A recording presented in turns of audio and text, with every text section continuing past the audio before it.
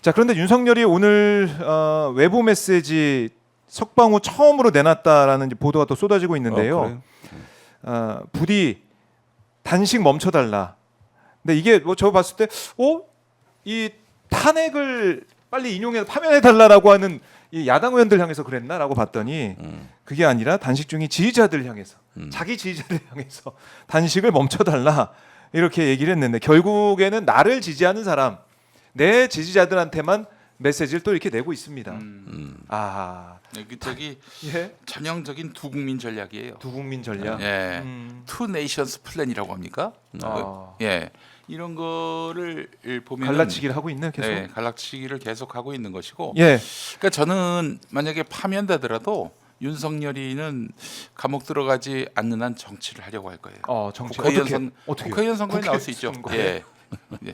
아니 그 꿈이야 뭐 얼마든지 꿀 수 있는 거 아니겠습니까? 예. 근데 이 세력을 자기 걸로 지금 생각하고 있어요. 저거 오늘도 그 발언은 정치적 자산이고 예. 이 지지를 사유화하고 있는 거죠. 전 그런 의미에서 보면은 이제 자신이 파면됨으로 인해서 발생하게 될 그런 보선이 아니죠. 대선. 대선 조기 대선. 이 대선에서 네. 김건희를 내보내야 하는 것 아닌가 하는 그런 어떤 욕구에 시달릴 수 있다. 욕망에 시달릴 수 있다. 저는 이렇게 생각을 합니다. 욕망. 그 욕망입니까? 아니면은 김건희 시켜서? 김건희가 시켜서라니 김건희가 이제 막 요구를 해서 요구를 했어. 예. 김건희에게 또 뭐 지배를 받는다는 것이 뭐 정평이 나 있는데 아마 예. 김건희는 자기가 대선 후보로 나가지 않으면 이제 수사를 받아야 되는 건데 대통령 권력의 어떤 그 우산이 사라진 상황에서 그렇죠. 그 바로 수사를 받게 되면은 예. 언제 뭐 그런 발언도 했다는 거 아니에요? 예. 그 저기 아니 총 가지고 뭐 했냐고. 경호처 직원들. 그것도 이재명도 쏘고 나도 쏘고 싶다 이런 말도 했다는 거 네, 아닙니까? 마음 같아서는 그러고 싶다. 거기에 그냥 어디서 들려오는 풍문이 아니라 그게 다 수사 증거로 예. 남아 있다는 거 아니에요? 경찰 진술에서 경찰 나온 거예요. 진술에서 진술에서. 네. 그거 다 날이 나고 예. 거기서 위증하면 벌 받아요. 허위 사실 내면은. 그건 소설 쓸 수 없는 거죠. 네. 그 얘기를 어떻게 지어냅니까? 내란 목적의 예. 살인 교사로도 볼 수 있지 않겠는가? 윤석열한테 해당되겠지만은 당연히 김건희도 네. 뭐 책임을 안 물을 수가 없는 상황인 거죠. 이 예. 윤석열의 그 권력에서의 그 김건희 위상을 생각해 본다면은 저는 이거 생각하면 김건희는 지금 나와 있는 것 명태균 것만 해도 구속 수사가 가능한 지경이에요. 예. 수사받는 것도 그렇게 싫어하는 김건희가 구속되고 감옥 가고 또 그러면은 이런저런 또 여자들이 있을 거 아니에요? 뭐 지금 마약 의혹도 있고 이채 양명주에서 이태원만 빼고 네. 최상병 사건 그 명품백 네. 명주 양평고속도로도 양평고속도로도 있고, 있고 예. 그리고 주가 조작도 예. 있고 이거 뭐 살아서 나오기 힘든 범죄들이에요. 그거 어떻게 하느냐? 방법은 하나예요. 대선 주자로 나오면은 수사가 멈출 거 아니겠습니까? 설령 떨어졌다 하더라도 뭐 야당 정치인 탄압하지 말라 이런 걸로 해가지고 푸시하면은 민주당 정권에서 살아남을 수 있다 이렇게 판단을 하고 있을 거예요. 그거 말고 길이 없잖아요. 그야말로, 예. 그거 말고는 미랑밖에 없는데 미랑은 이제 좀 어려워졌고. 예? 그러니까 저기 저번에 저 윤석열이 풀려나고 나서 네. 저도 이렇게 공중파 나가면 그 국민의힘 당협위원장들하고 토론하거든요. 네네. 이 중에서 기뻐하는 사람이 없더라고. 그러니까 이게 어떻게 되는 거냐면 왜요? 윤석열 풀려났는데 기뻐해야지. 그거는 예. 내가 그 비유적으로 설명했는데 네. 맨날 술 먹고 가정폭력하고 가재도구 부시던 폭군 아버지가 있었어. 네. 이 아버지가 감옥에 갔다고. 그런데 자식들은 주변에서 아버지 걱정을 많이 하는 거야. 그러면 걱정하는 척 해줘. 네. 아유 우리 아버지 참 감옥에서 네네. 고생하시고 이랬는데 풀려난 거야. 그러면은 주변에서 축하를 많이 예. 해줘. 네. 아이고 저 고생 많았네. 잘 얼마나 됐네. 고생 많고 잘 됐네. 예. 그런데 그 자식 입장에서는 이렇게 자기도 축하하는 척하지만 속마음은 말이요. 그치. 그게 아닌 거예요. 또 와서 집안 두들겨 패고 네. 부셔버리고 이런단 말이요. 그런데 이게 수도권의 당협위원장들의 일반 정서야. 정서야. 그러니까 무슨 얘기냐? 네. 이러면 대선 다 틀렸다 이거지. 그렇지. 이게. 다시 지금 윤석열이 그 전면에 나섰잖아요. 그러니까요. 그 지금 전에는 뭐 김문수냐 오세훈이냐 홍준표냐 한동훈이냐 한동훈 얘기 이랬는데 나왔는데. 다시 윤석열이 컴백하면서 윤석열 대 이재명의 대결 구도가 된 거야. 지금. 그렇게 윤석열이 돼버린 거예요. 그러니까 그러니까 보는 거예요 네. 지금. 이게 대선 앞두고 제일 큰 재앙이라고 보는 게 석방입니다. 그런데 보십시오. 이게 이런 식으로 이제 굳어지고 뭐 하면은 뭐 그동안에 예. 뭐 드물긴 하지만은 윤석열의 어떤 강을 건너서 보수가 좀 새로 태어나는 길을 한번 찾아보자. 이러면서 이기는 전략은 아니더라도 비기는 전략은 가능하지 않냐. 이렇게 생각했던 사람들이 이제 좌절을 하고 절망한 건데 끝났다. 그 이유가 예. 저쪽에서 이제 그 극우 강성 그 지지자들이 네. 치고 들어와 가지고 완전히 계엄령을 선포해서 국민의힘 의원들을 계몽을 시켜 버리니까 그 앞에서 다른 표정을 지을 수가 없는 거야 이게. 만약 이게. 그랬다면 난리 나죠. 예, 예. 문자폭탄 받고 그렇겠죠. 극우한테 먹혔어요. 국민의힘은. 국민의힘. 먹혔어요. 예. 그래서 차기 대선도 예. 막 극우들이 그 국민의힘 후보를 결정할 겁니다. 네. 그 처참하게 대선에서 지겠죠. 예. 그러니까요. 근데 그 이후에도 헤어나올 길이 없어요. 저는 그래서 예. 이 완전 극우한테 먹혔다고 말씀드렸는데 저 지경이면요 윤석열이 김건희를 저기 이번 대선에 내보내자 했을 때 아무도 반대 못할 걸요. 김문수조차도. 그러니까 아니 야, 그게 좀 오늘날 가시화가 될 수도 있겠네요. 이게 양당의 세력 균형 체제에서 예. 그나마 그래도 민주주의가 그 우세를 점하고 있는 거는 중도층의 70-80%가 탄핵에 찬성하기 때문입니다. 네. 사실은 이분들은 야당 지지자들이 아니에요. 우리가 거기에서 민주주의 회복에 풍부한 에너지를 공급받고 있다고 저는 봅니다. 네.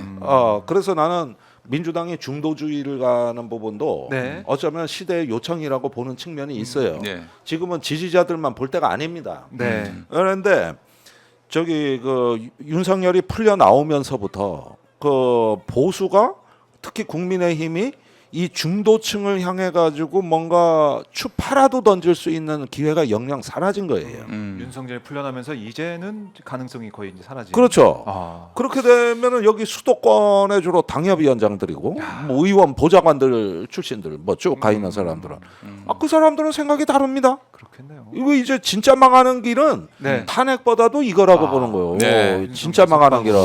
이게 사실은 이제 그렇네요. 국민의힘이 원래 예. 그런 약체가 됐어요. 그렇잖아요.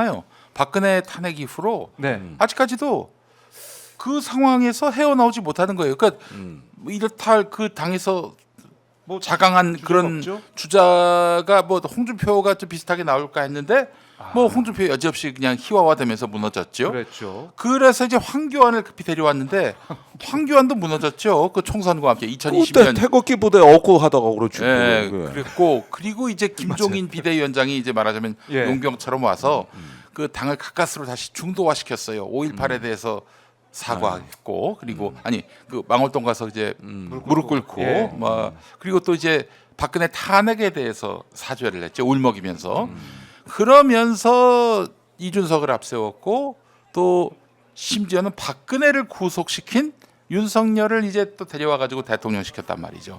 이미 이 박근혜 탄핵 이후로 이 당은 네. 갈피를 못 잡고 여기까지 온 것이고 윤석열이 탄핵되는 마당에서는 거의 이제 뭐 이 당이 예. 그 주인을 잃은 채 선장을 잃은 채 표류하는 배가 됐고 여기에 전광훈이 올라타서 지금 키를 잡았다라고 보시면 되겠습니다. 정광훈이 국민의힘 배를 통째로 꿀꺽 집어삼킨 해적질을 해가지고 완전히 배 한 채 꿀꺽 먹어삼킨. 네. 그렇게 이제 휘둘리게 되는 국민의힘의 상황이 근데 됐고. 사실은 예. 전광훈을 불러들인 사람도 윤석열이에요. 그 기억하시겠지만은 윤석열이 탄핵당하고 한동안 어떻게 하면 이 탄핵에서 헤어나올 수 있을까 하다가 노무현 모델을 찾은 거야. 노무현 모델. 네. 그 말하자면은 당시 노사모가 네. 적극적으로 나서서 노무현 대통령 탄핵 반대 운동을 주도했잖아요. 그건 시민의 자발적 참여에 의한 아주 건강하고 그 차후에 이 정치 역사의 모델로 남아야 될 아주 좋은 네. 어떤 자발적 운동인데 그 자기한테 그런 코어 지지층이 없잖아요. 코어 지지층이 없으니까 지지율이 뭐 20% 10% 이렇게 나왔던 거 정치적 아니겠어요? 자산이 없었죠. 그러다가 이제 정광훈은 지금 코어 지지층을 게다가 탄핵까지 당한 마당에 생각하다 부정선거 세력을 이제 손잡게 된 거죠. 그게 바로 전광훈이에요.